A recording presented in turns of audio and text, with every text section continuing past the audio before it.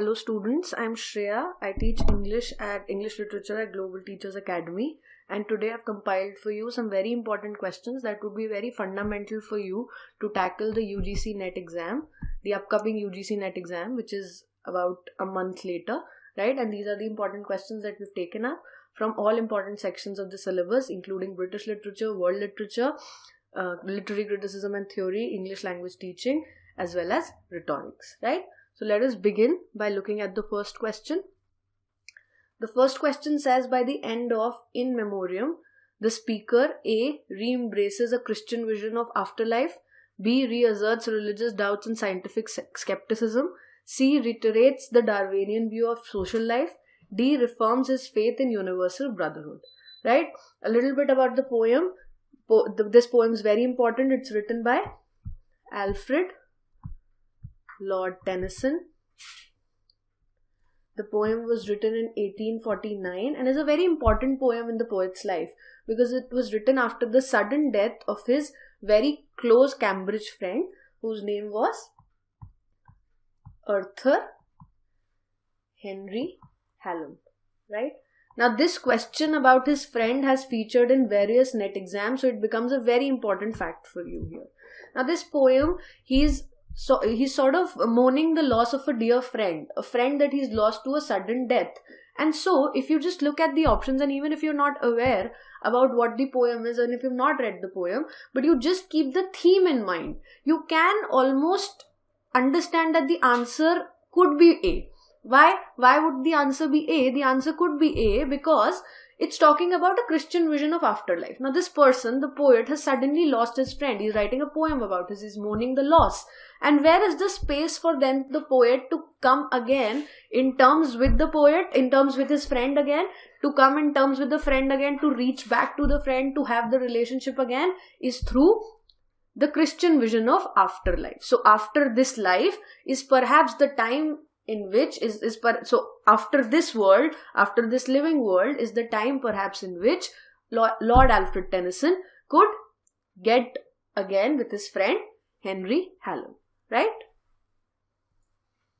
Moving on now to the next question. Which of the following psychoanalysts rewrote Descartes' dictum, I think therefore I am, as I am not where I think and I think where I am not. Right? So very important. Now all these psychoanalysts, Lacan, Freud, Jung, 𝐒𝐡𝐚𝐫𝐞, all these you must have a brief understanding as to the kind of theories that they're given about in literary criticism and theory. Right? Lacan, I've included a question also further because Lacan becomes a very important psychoanalyst and he's given 3 orders. So I've included a question further where we're going to discuss this. Whereas, so in this case, it's Lacan who's given this, who's rewrote this dictum, right? So Lacan has 3 orders in which he writes, which like I told you, we're going to discuss further. But the gist of these orders is that human beings as an I, right, can never completely understand themselves, right? And that understanding can never be projected in the physical self, okay? So he says, I'm not where I think and I think where I'm not, right? So there is a lot of instability in your understanding of the I. What are the things that you think that you are, right? And how are these things presented in the external appearance, right? A very important example and like a trivia for you to remember. He talks about how does the fashion industry today work? The fashion industry today works because you know for a fact that you can't represent everything that you stand for, right? You can't, so if you think that you're very extrovert, you can't immediately tell people that you're an extrovert. When they see you, they can't see that you're an extrovert. So how do you do that? You dress in a certain fashion that highlights some of your attributes. Right? And this is the idea that Lacan talks of, which we'll also discuss further in detail. He's a very important psychoanalyst and you must know the important aspects that he talks of, right? So, Jacques Lacan is your answer. Carl Jung is very important. You must do his idea of unconscious and collective unconscious in order to understand the myth criticism well. Sigmund Freud, again, was in the Delhi University BA syllabus. So id, ego, superego, Oedipus complex, Electra complex, all these are very important. Helen 𝐒𝐡𝐚𝐫𝐞, a text that she wrote, The Laugh of Medusa, again very important text. There was a direct question in the last year NET exam that asked you to sort of mark the name of the author with the text, then Helen Zizou's text was there in the list, right? So very important text, very important authors here, very important psychoanalysts here that you must look at in detail, right?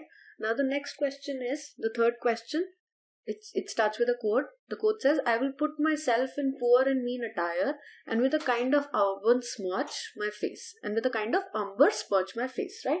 These lines are from which Shakespearean play? Your options here are A. Macbeth, B. Othello, C. Tempest, D. As You Like It.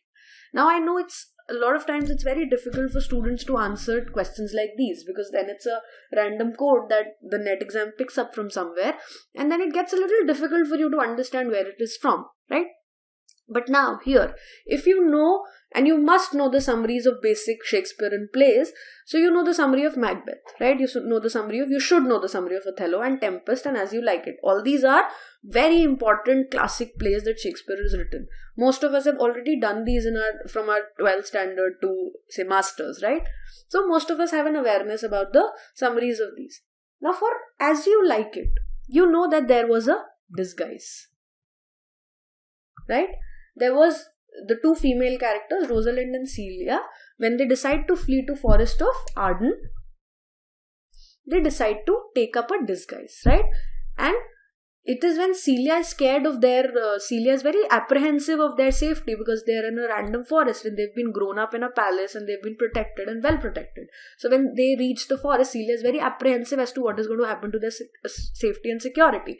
And this is when Rosalind says that, you don't worry, I will put myself in poor and mean attire, and with a kind of umber smirch my face. So umber here is like kind of a dirty ground, so kind of like mud. I'll smirch my face so that I look like people who belong to the forest.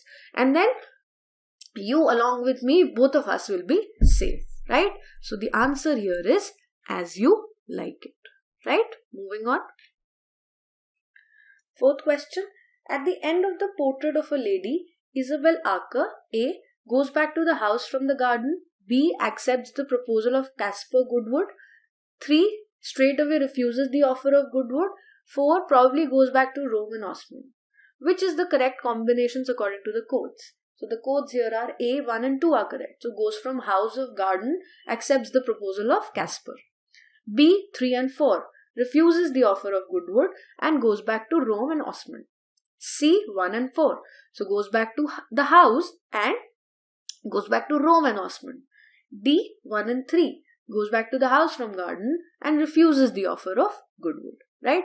Now this text, again, very important text, the portrait of a lady by Henry James, written in 1881, right? It's about the journey of this woman called Isabel Archer, right? What does she do here? She's a New Yorker.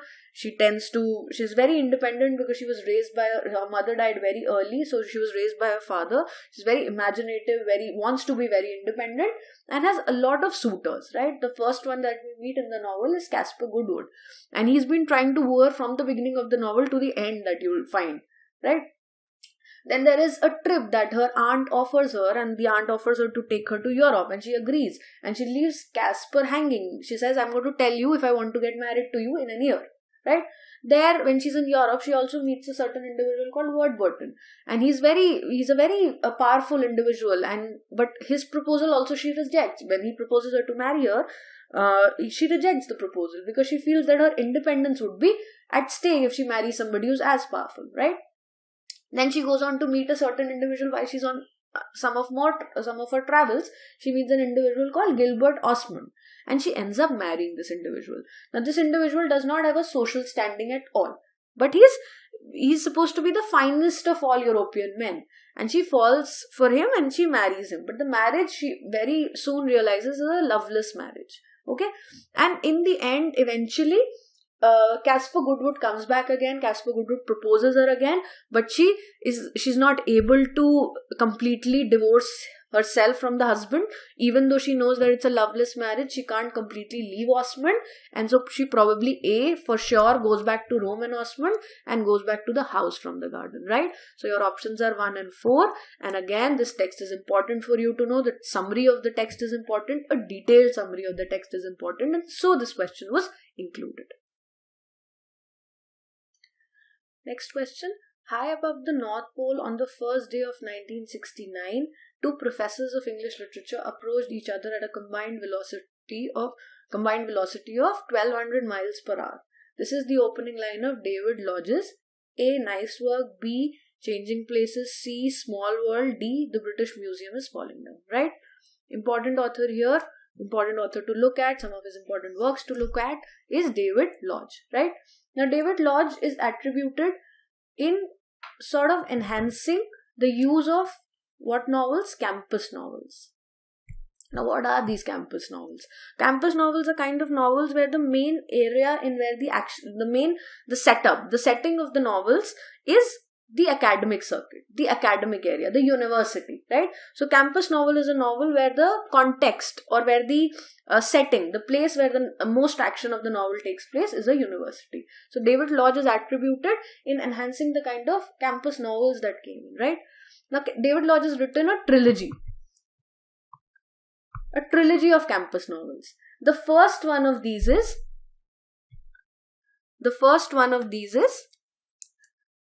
Changing Places, which was written in 1975, right? The second one is The Small World, which was written in 1984, and the third one is Nice Work, which was written in 1988, right? For Changing Places, it's also important for you to know the subtitle that it had. So the subtitle of Changing Places is A Tale of Two Campuses, from A Tale of Two Cities by Charles Dickens, right? Another question that was there in one of the NET exams is, in Charles Dickens' Tale of Two Cities, what are the two cities? So the two cities are Paris and London, right? So the third work is Nice Work. And Small World also has a subtitle. It's called An Academic Romance. So through the subtitles, you already know how the setting of the novels is usually the university, right? So this line is the opening line of Changing Places, which was the first work in this trilogy. So the next question. What did Henry James describe as loose baggy monsters? A. Novels, B. The Spaniards, C. Epic poems, D. His trousers, right? So one option that you can conveniently deny is his trousers. He wouldn't call his trousers as loose baggy monsters, right? But he does call 19th century novels as loose baggy monsters, right? Now why did he describe them as loose baggy monsters? Because he was referring A, to the length and yet a strange fascination that some of these Russian novels,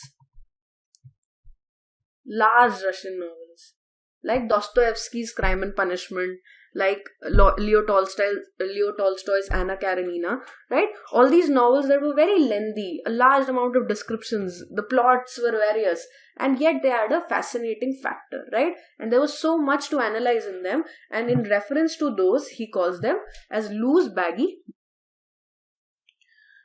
In Words Upon Words, Saussure says the actual birth of a new language is never reported in the world, because we have never known of a language which was not spoken the day before, or which was not spoken in the same way the day before. What does he mean? A. Old languages that make way for new ones, right? That make way for new ones. B. The birth and death of a language are not subject to human laws. C. Languages do not get born, they evolve out of a previously existing linguistic situation. D. Old speech patterns trigger the birth of a new language, right? These are your 4 options. Now a little bit about Saussure. Very important linguist, Swiss linguist. He was also he was the one who gave us the semiotic theory, right? Where he divided the sign, which is essentially the word, into signifier and signified, right? Now what is the signifier. Signifier is the sound image. So when you think of a word dog, the D-O-G is the signifier, right? And what is the signified? Signified is the graphic image that comes to your mind whenever I see the word D-O-G, right? So there are various aspects of signifier and signified, various relationships of signifier and signified that these tried to give us, right? Now what are these relationships? A little bit about those, because it's a very important theory. A lot of questions come from here, right? He said signs and the relationship between signifier and signified is not universal, right? Just because some people decided that a D-O-G would represent a dog, that is the reason why D-O-G is representing a dog, right? There was no other reason why T-R-E-E could not represent a dog, right? So it's not universal. And it's not like there was some divine intervention that said a D-O-G would mean a dog, right? Now the relationship, in the similar fashion, the relationship between a signifier and a signified is abstract. Again, the same idea, that just because D-O-G tends to represent a dog, it does not mean that T-R-E-E in some other language could not represent a dog, right? And the third point, signifier and signified can never be separated, right? They are like a mirror image representing each other. Later, Derrida, who came up with the deconstructionist theory, would defy all these. He would take them as pointers and would deconstruct Saussure's idea. But for now, this is important, right?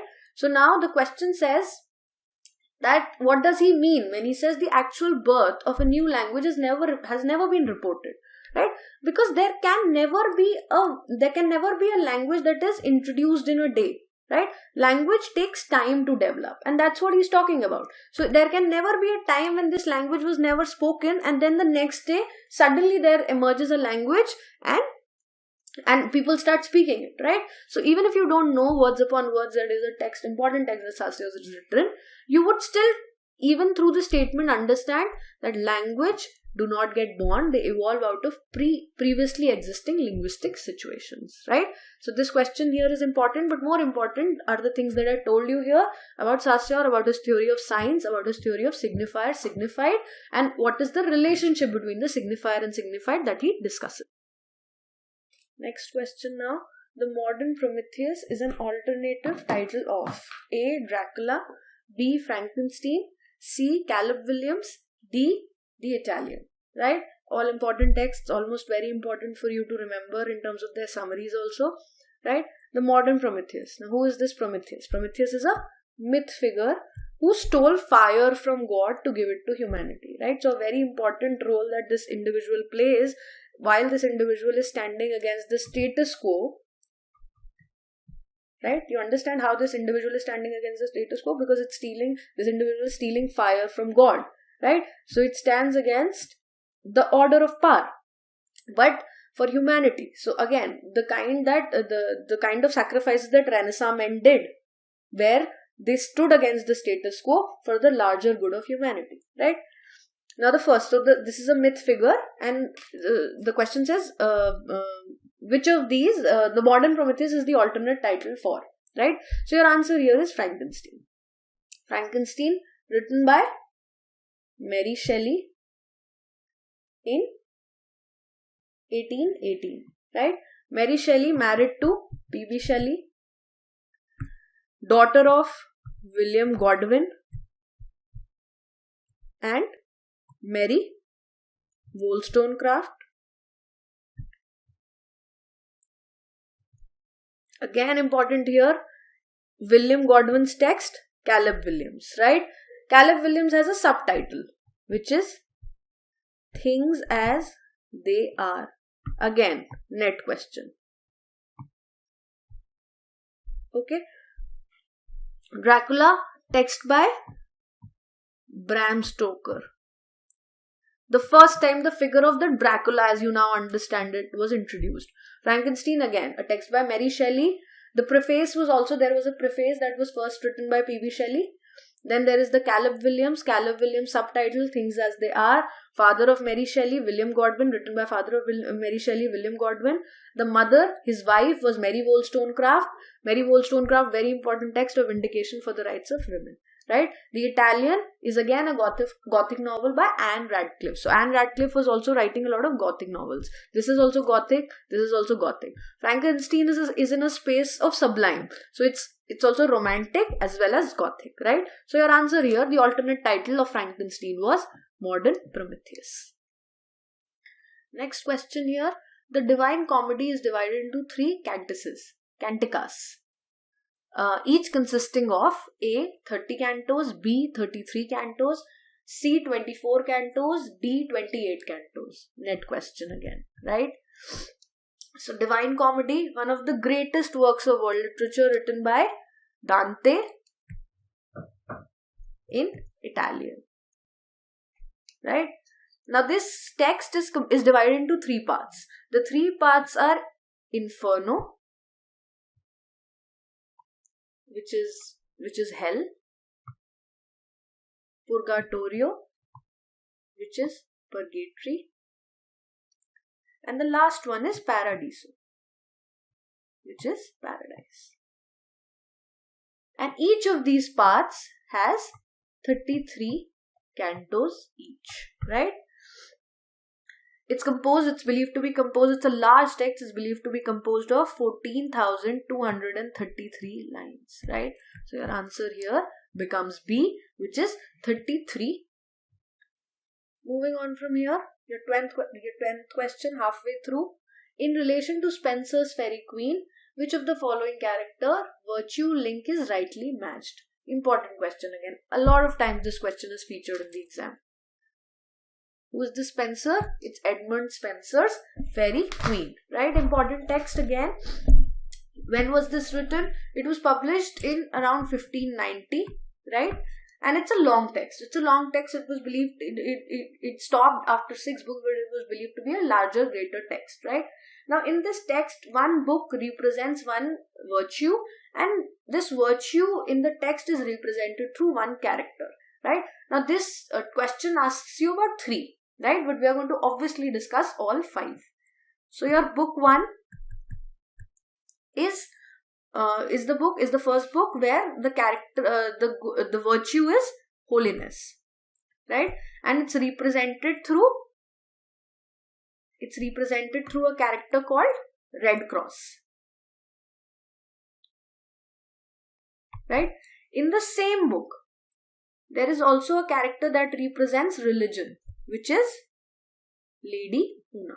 Okay, so your book 1 is covered. I am writing it separately so that you guys can take notes and make a note out of this because it's an important question, right? So book 1, holiness, represented through Red Cross, and religion in the same book is represented by Lady Una, right? So your next book is where temperance is the virtue. Temperance, right? So your next book is where temperance is the virtue. And which is the character that represents temperance? 𝐒𝐻, right? So like you can see here, you can already start matching. So where is temperance? Your C and D options could be the correct answer because you know A and B is not right, right? So this is your book 2, right?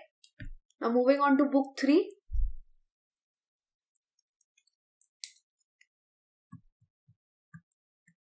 Right? Book 3, where the virtue that is represented is chastity. Okay?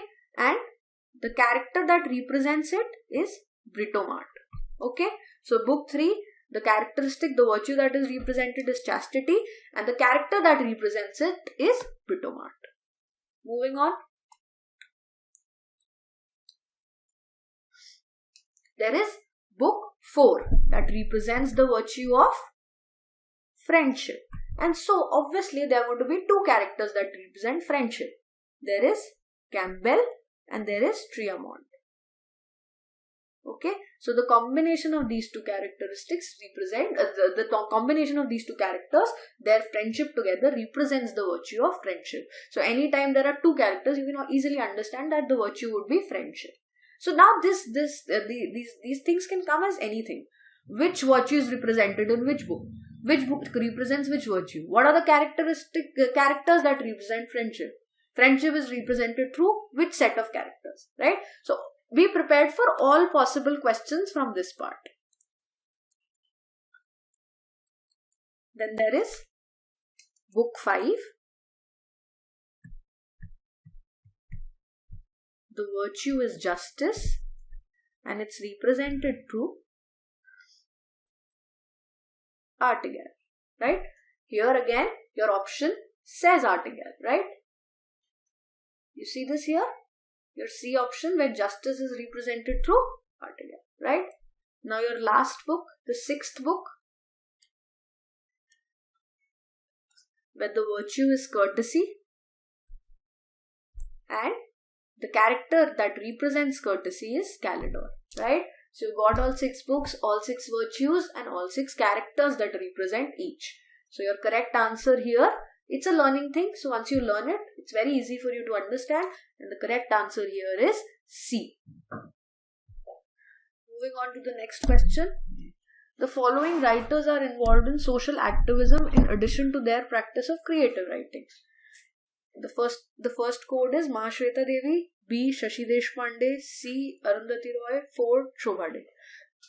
The correct combination according to the code is A. 1 and 2 are correct, B. 3 and 4 are correct, C. 1 and 3 are correct, D. 2 and 4 are correct, right? Now Arundhati Roy, if you know anything about her, she's written 2 books so far. First is The God of Small Things and the second one that came out very recently is The Ministry of Utmost Happiness. In the period of 2 books, there was almost a 10-year gap in between the 2 books. And in this period of 10 years, she was involved in a lot of political activism, right? She was talking about the ills of globalization. She was involved in a lot of anti-globalization movement. She was talking about neo-imperialism. She was talking about the ills of capitalism. So Arundhati Roy for sure is your answer, right? Now B and C options, like I told you in the last slide also, again, once you know one option is correct, you automatically get 50%, you reduce 50% chances of getting the wrong answer. So now there is a 50% chance of you to get the right answer or losing it, right? Now B says 3 and 4. Now 4th option is Shobha De. Shobha De is a socialite, so to say, right? So if you know anything, if you read about the newspapers a little bit, you would know that she's not perhaps that involved in political activism. Mahashweta Devi, however, was extremely involved when she criticized the government when large tracts of land, fertile land, were taken away from farmers, right? And they were used by government and industrial houses were built upon them, right? So she was a fundamental figure when she was criticizing these people, and she was also in her formative years was very actively involved in the freedom struggle, right? So Mahashweta Devi is the correct answer. 1 and 3 become your answer. So the correct code is C, right? The question here is, Lexis refers to A. All words forms having meaning or grammatical functions, B. History of the words, C. Set of select word forms, D. The selection of words. So Lexis stands for lexicon. It's a set of all the words, right? All words having meaning, right? So your option is A. It's not a very difficult question. It's a very known linguistic word, lexicon, right? You even call your dictionary sometimes as the lexicon. It's a very usual word that all of us tend to use. So the correct option is A. All word forms having meaning or grammatical functions, right? Even if you look at the other words, how can it be the history of words? There are so many words and each word has different history. How can it be a combination of all histories of all words, right? It's a difficult thing to sort of bring together and comprehensively have. Then it's not a study of selected words. It's also not a selection of some words, right? So lexicon refers to all words that have meaning or grammatical function. Next question. Your next question here is, match the following lists. List 1, which is the title of some poems, and list 2, which is the poet, right? So the first one is I Hear a Fly Buzz. Second is Birches. Third is Sunday Morning. Fourth is a supermarket in California. Your poets are Wallace Stevens, Emily Dickinson, Allen Ginsberg, and Robert Frost. If you know anything about Robert Frost, you know that nature is an important symbol, right? So if there is anything that I could figure out from this list, is that Birches is written by Robert Frost. And if you Google search, you'll also know that Birches was written by Robert Frost, right? So your first is done. So fourth is definitely the second one. Like I said again, so you've reduced the 50% chance of getting the wrong answer, right? Now a little bit I can give you the answer right away, but I want to talk about this individual a little bit, who is Allen Ginsberg. Now Allen Ginsberg was a very important beat poet. I included this question here because I wanted to talk a little bit about beat poet and the beat movement. What is the beat movement? And he's given a very important and like a small statement that sums up the emotion or the sentiment of beat writers, which is first thought, best thought. Okay? First thought is the best thought. This is the principle according to which beat poets work, right? So they do not follow any fixed format. They tend to go against the status quo again. Very important texts here are Allen Ginsberg poem, which is not mentioned here. It's a poem called Howl, right? And in the same collection of poems which he released in 1956, which is called Howl and Other Poems, there was this poem that was published, which is A Supermarket in California. So your fourth is 3, right? So you've got your correct answer. Your correct answer is C. 1 is 2.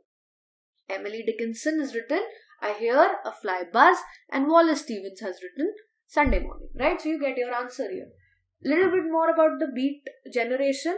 2 important texts here is these are novels, Jack Kerouac's On the Road and S. Burroughs' Naked Lunch, right? Remember these things. Your answer here is C. Moving on then to the next question. Given below are 2 statements, one labeled as assertion, the other labeled as reason. The assertion is deconstructive reading is apolitical. Reason is because it focuses exclusively on language. It primarily holds that all texts or linguistic structures contain within them a principle of destabilization, and hence it is difficult to pin down meaning. Such a reading therefore is unable to assign historical agency, right? Now what is deconstruction? Very important figure for deconstruction is a certain Mr. Derrida, right? He was French. He talked extensively. He started his analysis from Saussure's theory of sign, and then decided to break it down. He decided to break it down and decided to break down language and say there is no final meaning. No final meaning. Only interpretations. Right? So he says no final meaning. Now your first point says deconstructive reading is apolitical, right? Now to call something apolitical, you're divorcing it from politics. Whereas deconstruction is more about breaking down the political system. So something that breaks down the political system cannot be called apolitical. The reason it says it because it focuses exclusively on language, right? Had it been it focuses on language and it primarily holds that all text and linguistic structures contain within them a principle of destabilization. The idea of destabilization is very important. So I agree to everything that the reason says except this word exclusively, right? It's not exclusively focusing on language. It is focusing on all structures. It is focusing on the structure of culture. It is focusing on the structure of government. And what it is doing in that process, it's breaking down that structure. It's destabilizing the structure. It's bringing the center and periphery together. It is saying that there is no center and there is no periphery, right? It is saying that the periphery stands there and the periphery is the one that allows the center to retain its position, right? And for all structures that exist in the society. So not just the structure of language, right? So it does not focus exclusively on language. And then because it's breaking down the political, you can't say that deconstructive reading is apolitical, right? So both A and B, which is the fourth option, which I'm sure is a little less visible to you here, is both A and R are wrong. And I've also explained you why these are wrong, right? The next question here is Jacques Lacan posits 3 orders which structure human existence. In this list that follows, identify the one that is not included by Lacan. Right? Like I told you in the second question itself, I've included a question about Lacan's order. Right? So these are the 3 orders. He talks of 3 orders. Right? The real order, the imaginary order, and the symbolic order. Now, for you to understand the real order, we must start with imaginary order. Now, imaginary order is the order where the child very closely associates himself or herself to the mother.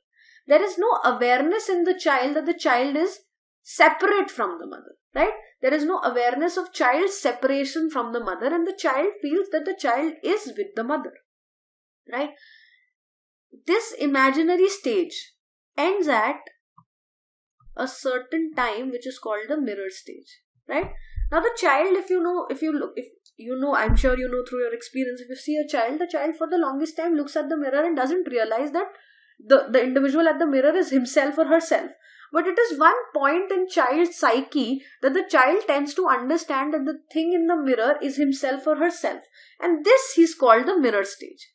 This mirror stage is the stage where the child for the first time gets the awareness that the child is separate from the mother, right? The idea that the child was with the mother breaks, right? And so the child understands that the child has to establish its own identity, has to be its own individual to exist in this world. And in this realization is the transit from imaginary to symbolic, right? What is the symbolic order? Symbolic order is the order of the father. So where imaginary is the order of the mother, symbolic is the order of the father. And what is the order of the father about? So the order of the father is about language, is about culture, is about reason, is about law, is about government, right? So the child, once he or she realizes that the child is not closely associated to the mother, there is an essential separation. The understanding also results in moving of the child from the mother's order to the father's order, because the father's order is powerful, right? Because it's the order of language, of government, of culture, of reason, of law, and all those things that sort of determine your existence in the society, right? Now this journey from imaginary to symbolic happens through the mirror stage, okay? But this journey is sort of unidirectional. So there is only the journey from imaginary to symbolic and never the symbolic to imaginary journey. This is what Lacan says, right? So what is the real order then? The real order is a space beyond the imaginary and beyond the symbolic. A space where there is no imaginary and no symbolic. But Lacan himself says that there is perhaps no time on earth where real could exist. So according to Lacan himself, the real doesn't exist. A space where both imaginary and symbolic can be given up, can be transcended, is no space, right? So the real order does not exist. There is only the imaginary and the symbolic order that exists, right? The mirror stage, like I was telling you in the previous question, gives you the awareness of the I, right? The I becomes fundamental. The I becomes important. Your understanding of the I becomes important, and it is through your understanding of I that you try and create an external image of self, right? Lacan, if you read Lacan a little bit, you'll also know that Lacan is extremely against love. He says, how can I expect somebody to love me when I can't understand myself and I can't understand anybody else? So he says, you will always misunderstand, and by virtue you will always be misunderstood, right? This also relates to the first question that was there, the second question that was there, which was talking about I think, therefore I am not where I think, and I think where I'm not. So it's very closely related to the same idea where he says the same thing, that you don't know yourself, and so you never know the other person, right? So the answer again here is the unconscious, and these are the 3 orders that Lacan talks of. Next question here. Who among the following figures give a preview of Aschenbach's fatal end in Death in Venice? Death in Venice, text by Thomas Mann, German author. When you do world literature, he's an important author that you must look at. It's a 1912 text. Right? So in the text, the quotes, I'll read out the quotes to you first. The first is the graveyard stranger, the second is the governess, the third is the barber, and fourth is the gondolier. Right? Now this text itself is about this individual called Aschenbach. Right? Now his death in the text has been preempted. Right? His death, his fatal end has been preempted constantly in the text. So the question asks you precisely that. Who are the people who are preempting this character's death? Right? There is a lot of political allegory in the text. There are a lot of things about that talk about the political problems in the text. And through that process, there is also the preempting of Aschenbach's death. So I would not go in detail of the summary here. You must read the summary yourself. But the two people who sort of preempt his death are graveyard stranger and the gondolier. Right? So your options here are 1 and 4. So 1 and 4 is correct. You must look at the summary in detail. I'm leaving that on you people. Okay. The next question. Which of the following best describes the basic principle of new criticism? Right. Now I've seen a lot of students who are very uncomfortable with theory. I know a lot of students that I teach who are very uncomfortable with theory and tend to leave the theory questions out. But you need to understand the kind of questions that come from theory are very basic. They're extremely basic questions because perhaps the NET exam also realizes that people are not that comfortable with theory. Right? So this question about new criticism is sort of, the question is sort of like the question that came in the NET examination. Right? It just said principle of practical criticism. So one fact that I've given you here is that new criticism is also called practical criticism. Practical criticism is a book by 𝐼𝐢𝐿. Right? And so he's an important person that is associated with new criticism. For any theory that you begin with, for any theory that you start reading, the first question that you must know is who are the people who are associated with this theory. Right? So who are the people who are associated with new criticism? There is 𝐼𝐢𝐿. There is Cleant Brooks. There is John Crowe Ransom. There is your very own T.S. Eliot, who called a part of this criticism as lemon squeezer school of criticism. Right? There is Wimsatt and Beardsley. Right? So these are the important fundamental figures that are associated with new criticism. Now what does new criticism talk of? What is the thing that new criticism is talking of? New criticism says that the meaning of a text, the meaning of the text should be located within the text itself. Right? So not in what the author wants to say, not what the author intends to say, not what the history of the text is about, but only and only within the literary work and the internal relationships that work within the literary work. So your options here are A. An emphasis on distinctive style and personality of the author. B. Stressing the virtues of discipline, order and the ethical mean. Right? Meaning. It should be meaning here. C. Locating the meaning of a literary work in the internal relations of the language that constitute a text. D. Evaluating a literary text against a backdrop of historical events. Right? Now what are the things that I said you are not included? History is not included. So this one is excluded from the options. Distinctive style and personality of the author. What I said, it doesn't include the author. Right? Now ethical order of meaning. This doesn't make sense. It's an option. A lot of literary jargon that is for the longest time introduced in the examination because it tends to confuse you. So what is the correct answer? In the internal relations of language. So when new critics tend to look at poems, they look at the form of the poem, the rhyme scheme of the poem, the words that are used in the poem, what is the meaning of the word that is used in the poem, how is the rhythm of the poem, right? So all these things are focused while they focus on these things, what they tend to do is find out the tensions in a poem, right? Find out the points of disturbance in the poem. And a good poem, the new critic says, the one where all these tensions are eventually resolved, right? So all the tensions in a text are finally reach a unity. And the idea of tension was given to us by Alan Tate in his text called Tension in Poetry. Okay? Right. So now moving on to the next question.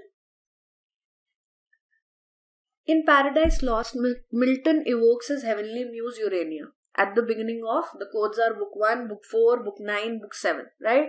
Important question again, but it's not, there's not much for me to explain it to you here. It's a direct question. You must look at the summary of the text. Again, John Milton, Paradise Lost, a 1667 text, eventually also went on to write Paradise Regained. Why this text gained a lot of popularity, one of the reasons why this text gained a lot of popularity is because even though Satan was the villain here, the lofty descriptions that Satan was given were astounding, right? And it's often seen as a Renaissance text for that matter, because the person who's revolted against the status quo, like I said in one of the previous questions, the Prometheus figure, the Satan figure, right? The one who's revolted against the power, the one who's revolted against this hierarchy to give something to mankind, to give knowledge to mankind, to give fire to mankind, right? So that's why this text gained a lot of popularity. Now this question asks you, which books is Urania, the muse, the heavenly muse, invoked in? So there is the first book that Urania is evoked in, and there is book 7 in which Urania is evoked. So the options would be 1 and 4. So automatically D becomes correct, right? Book 1 also says this very popular line where he says the purpose of the text is to justify the ways of God to men, right? Now I'll write it down here because it's often featured in questions. So what is the purpose with which the text is written? To justify the ways of God to men, right? This is the purpose of the text. This is also in the same first prologue that Milton has written, right? So this is your little bit about Paradise Lost. Paradise Lost is an important text. You must look at it in detail. We're just touching upon it, right? The next question is, who among the following writers describes novel as not form which you see but emotion which you feel, right? Now this is again a very factual question, but I'll tell you the name of the text. So in a text called On Rereading Novel. Now as soon as I say on rereading novels, you must know who's written this text because it's an important text. So this text was written by Virginia Woolf. Other things of Virginia Woolf that you must look at are summaries of her important texts, so summaries of Dalloway, summaries of Lighthouse, right? And also the text, the non-fiction text that she's written, A Room of One's Own, where she imagines a fictional sister of Shakespeare, Judith, and sort of imagines the situation that she would have been in had she written, because she would never have had the opportunities that a certain Mr. Shakespeare would have, right? So it is Virginia Woolf who says novel is not a form you see but it's an emotion you feel. And what is the style of writing that she writes in? It's called the stream of consciousness, where what does she do? She, in the stream of consciousness style, she tends to focus a lot on the interiority of the characters. What are the characters thinking? What are the characters feeling when they are thinking those things, right? So it's more about the interiority, and that's why it's the emotion that you feel. Even if you don't know which of these writers has written this, just from this fact that you know about Virginia Woolf, it becomes pretty evident that she would be the one focusing on emotion the most, considering the kind of books that the other three authors have written, right? All three are important writers. John Rhee wrote like a spin-off of your Charlotte Bronte's Jane Eyre, which is called The White Sargasso Sea. ठीक है? Moving on. The last question. Which among the following novels of Anita Desai is a children's book? Right? Now, The Village by the Sea is a children's book. It's also a question that's come, and it was a very important and a very popular book that she's written. She was also given the Guardian Children's Fiction Prize for it.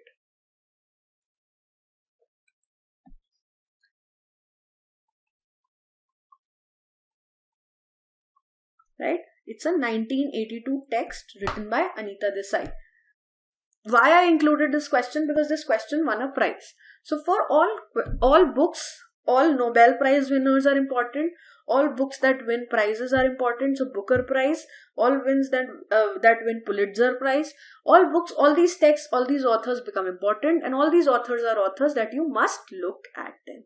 Right? So with this, we complete our 20 most important questions that could be expected, if not in the form that I've discussed, but just in terms of the options like I discussed with you. Laka is important, theories are important, new criticism is important.